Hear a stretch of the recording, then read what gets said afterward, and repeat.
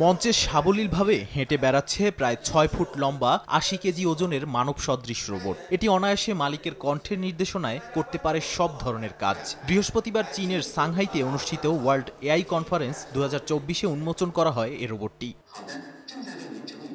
Healthy লুং নামের রোবটটির নির্মাতা Shanghai ভিত্তিক জাতীয় এবং স্থানীয় সহ-নির্মাতা হিউম্যানয়েড রোবোটিক্স ইনোভেশন সেন্টার দ্বারা তৈরি করা হয়েছে। এটি মানুষের মতো যে কোনো স্থানে নিজের ভারসাম্য বজায় রেখে হাঁটাচলা করতে সক্ষম বলে দাবি নির্মাতা প্রতিষ্ঠান হিউম্যানয়েড রোবোটিক ইনোভেশন সেন্টারের। এছাড়া সামনে যে কোনো বাধা আসলে নিজেকে সামলেও নিতে পারবে।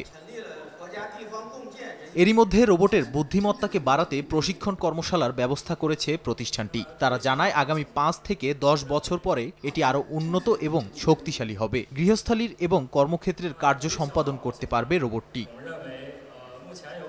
চলতি বছর ৪ দিনের ওয়ার্ল্ড এআই কনফারেন্সে টেসলা এবং মাইক্রোসফটের মতো বিশ্বের বড় বড় সব টেক প্রতিষ্ঠান অংশগ্রহণ করে।